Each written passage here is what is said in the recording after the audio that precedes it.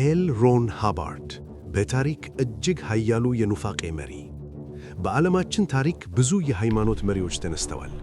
አንዳንዶቹ ሰላምን ሰብከዋል፣ አንዳንዶቹ ደግሞ ተከታዮቻቸውን ወደ ጥፋት መርተዋል። ነገር ግን አንድ ሰው አለ።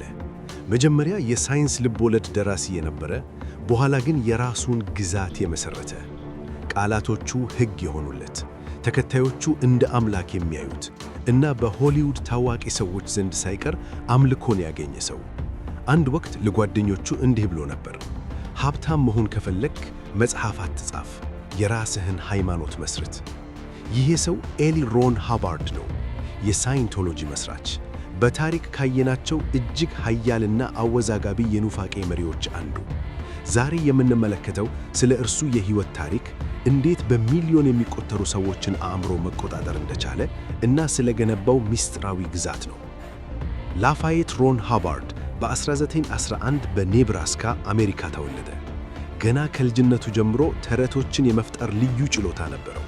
በወጣትነቱ ጊዜውን ያሳልፍ የነበረው ርካሽ ወረቀቶች ላይ በሚታተሙ የልቦለድ መጽሔቶች ላይ በመጻፍ ነበር። ምናባዊ ታሪኮችን፣ የጀብዱና የሳይንስ ልቦለድ ታሪኮችን ይጽፍ ነበር። በዓለም ላይ ካሉ ደራሲያን ሁሉ በብዙ የመጽሐፍ ብዛት ክብረ ወሰን የያዘ ሰው ነው። ግን ሃባርድ መጽሐፍ ብቻ አልነበረም የሚፈልገው፣ ክብርንና ሥልጣንን ይሻ ነበር። ስለ ራሱ ሕይወት ሲናገር ብዙ ውሸቶችን ያወራ ነበር። በኤስያ እንደተጓዘ፣ በቻይናና ህንድ ጠቢባን ጥበብን እንደቀሰመ እና በሁለተኛው የዓለም ጦርነት ወቅት ታላቅ የጦር ጀግና እንደነበረ ይናገር ነበር። ነገር ግን የውትድርና ማስረጃዎች እንደሚያሳዩት እሱ በጦርነቱ ወቅት ምንም አይነት የጀግንነት ታሪክ አልነበረው። እንዲያውም በራሱ በኩል በፈጠረው ስህተት የራሱን ሀገር መርከብ ሊያጠቁ የነበሩ የባህር ኃይል አዛዥ ነበር። ሆኖም ሃባርድ ያን ሁሉ የፈጠራ ችሎታውን ወደ ሌላ ትልቅ ነገር ለመቀየር ወሰነ፣ የሰዎችን አእምሮ ወደሚቆጣጠርበት መንገድ። በ1950 ሃባርድ ዳይኔቲክስ ዘ ሞደርን ሳይንስ ኦፍ ሜንታል ሄልዝ የተሰኘ መጽሐፍ አሳተመ። ይህ መጽሐፍ ሕይወቱን ለዘላለም ቀየረው። በዚህ መጽሐፍ ውስጥ የሰው ልጅ ችግሮች በሙሉ የሚመጡት ኢንግራምስ ብሎ ከሰየማቸው ህመም ቀስቃሽ ትዝታዎች ነው ብሎ ተከራከረ። እናም ይህን ለማዳን ኦዲቲንግ የተሰኘ ሂደት ፈጠረ። በዚህ ሂደት አንድ ሰው የድሮ ትዝታዎቹን እየተናገረ አእምሮን ያጸዳል። ይህንን ያደረገ ሰው ክሊር ወይም የጠራ አእምሮ ያለው ሰው ይሆናል ሲል ሰበከ። መጽሐፉ እንደ እሳት ተቀጣጠለ። በወቅቱ በአሜሪካ የነበረውን የሥነ ልቦና ሕክምና ክፍተት ተጠቅሞ ብዙ ተከታዮች አፈራ። ሰዎች ገንዘባቸውን እየከፈሉ ኦዲቲንግ ማድረግ ጀመሩ። ነገር ግን የሕክምና ባለሙያዎች ሐሳቡን አጣጣሉት። ይህ ሳይንስ ሳይሆን ልቦለድ ነው አሉ። ሃባርድ ግን ወደ ኋላ አላለም። የዳይኔቲክስ ተቋም ሲከስሩበት ዘዴውን ቀየረ። ከሳይንስ ወደ ሃይማኖት ተሸገረ። በ1953 ሃባርድ ሳይንቶሎጂ የተሳለ ሃይማኖት መሠረተ። ለምን ሃይማኖት? አንደኛ፣ ሃይማኖታዊ ተቋማት ግብር አይከፍሉም። ሁለተኛ፣ ማንም ሰው የእምነትን ዶግማ በሕግ ሊጠይቅ አይችልም። ሳይንቶሎጂ ከዳይኔቲክስ የጠለቀ ነበር። እዚህ ጋር ሃባርድ ቴታን የሚባል ጽንሰ ሐሳብ አመጣ። እንደ እርሱ አባባል እያንዳንዳችን ማይሞት መንፈስ ወይም ቴታን አለን። ይህ መንፈስ በቢሊዮኖች ለሚቆጠሩ ዓመታት በህዋ ውስጥ ሲኖር የነበረ ነው። የሳይንቶሎጂ ተከታዮች ይህንን ላቀ ስነ-መንስኤያዊ ደረጃ ለመድረስ በሺዎች ዶላር መክፈል ነበረባቸው። ሃባርድ አንድ ትልቅ የንግድ ኢምፓየር ገነባ። ነገር ግን በድርጅቱ ውስጥ ያለው ሕግ በጣም ጥብቅ ነበር።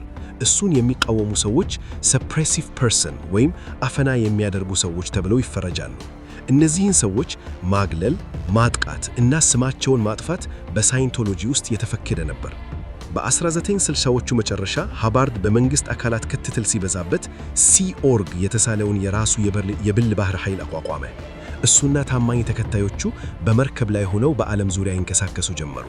የሲኦርግ አባላት የሆኑ ሰዎች ለሳይንቶሎጂ ያላቸው ታማኝነት ለማረጋገጥ 1 ቢሊዮን ዓመት የሥራ ቁል ይፈርማሉ። አዎ፣ አልተሳሳትኩም፣ 1 ቢሊዮን ዓመት። ይህም ማለት በሚቀጥሉት ሕይወቶቻቸው ሁሉ ሳይንቶሎጂን ለማገልገል ቃል ይገባሉ ማለት ነው። በመርከቡ ላይ የነበረው ሕይወት ግን ሲኦል ነበር። ሃባርድ ራሱን እንደ ኮሞዶር ወይም አዛዥ አድርጎ ሾመ። ትናንሽ ስህተቶችን የሠራ ሰው ከባድ ቅጣት ይጠብቀዋል። አንዳንዶቹ በመርከቡ ጎሻ ታንከር ውስጥ እንዲታሰሩ ይደረጋሉ። አንዳንዶቹ ደግሞ በመርከቡ ላይ ባህር እንዲወረወሩ ይደረግ ነበር።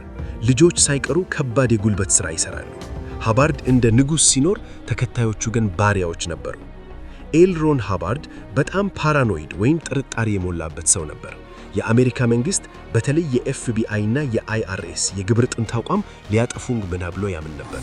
ስለዚህ እሱ ቀደመ። ኦፕሬሽን ስኖ ዋይት የተሳለ ዕቅድ ነደፈ። የሳይንቶሎጂ አባላት የሆኑ ሰዎችን ወደ አሜሪካ መንግሥት መስሪያ ቤቶች ሰርገው እንዲገቡ አደረገ። ዓላማው ስለ ሃቫርድና ስለ ሳይንቶሎጂ የተጻፉ አሉና አመዳጅ መረጃዎችን መስረግና ማጥፋት ነበር። ይህ በአሜሪካ ታሪክ ውስጥ በመንግሥት ላይ የተደረገው ለጠላ ሰዎች ተግባር አንድ ትልቅ ስለላ ውራኝ ነበር። ከ5000 በላይ ሰነዶች ተሰረቁ። በመጨረሻም ስራው ሲገለጥ የሃቫርድ ሚስትና ሌሎች ከፍተኛ አመራሮች ታሰሩ። ሃቫርድ ግን እንደተለመደው አመለጠ፣ ተደበቀ። ለመሆኑ የሳይንቶሎጂ መጨረሻው ሚስጥር ምንድን ነው?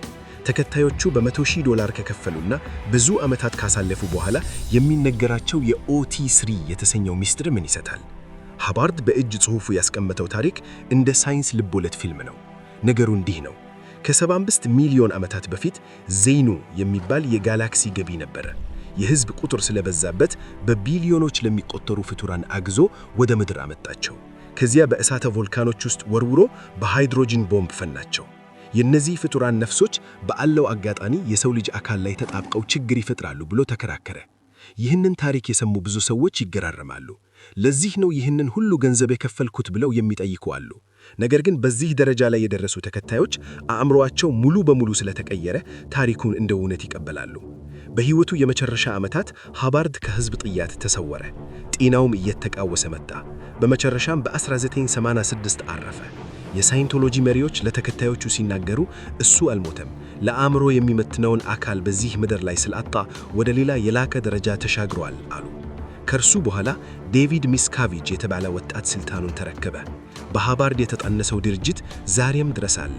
በቢሊዮኖች ዶላር ሀብት በሆሊውድ እንደ ቶም ክሩዝ እና ጆን ትራቮልታ ያሉ ታዋቂ አባላት እና በዓለም ዙሪያ ብዙ ሕንፃዎች አለው። ነገር ግን ክሱም አልቆመም። ቤተሰብን መነጠል፣ ገንዘብ መዝረፍ እና አባላትን ማንገላለት ዛሬም የሳይንቶሎጂ መለያዎች እንደሆኑ ብዙዎች መሰክራሉ። ኤል ሮን ሃቫርድ ደራሲ፣ መርከበኛ፣ ውሸማኝ እና መሲህ ከመጽሐፍት ገጾች ተነስቶ በሚሊዮኖች አእምሮ ውስጥ የራሱን ግዛት የገነባ ሰው። ታሪኩ የሚያሳየን የሰው ልጅን እምነት ፍላጎት እንዴት ለአደጋ ሊጋለጥ እንደሚችል ነው። አንዳንዶቹ ታላቅ መሪ ይሉታል። አብዛኛው ዓለም ግን በታሪክ ካየናቸው እጅግ ኃያልና አደገኛ የኑፋቄ መሪዎች አንዱ እንደሆነ ያምናል። ምርጫው ያናንተ ነው። ቪዲዮውን ከወደዳችሁት ላይክ እና ሰብስክራይብ ማድረግን አይርሱ። በሚቀጥለው ጊዜ እስክንገናኝ ሰላም።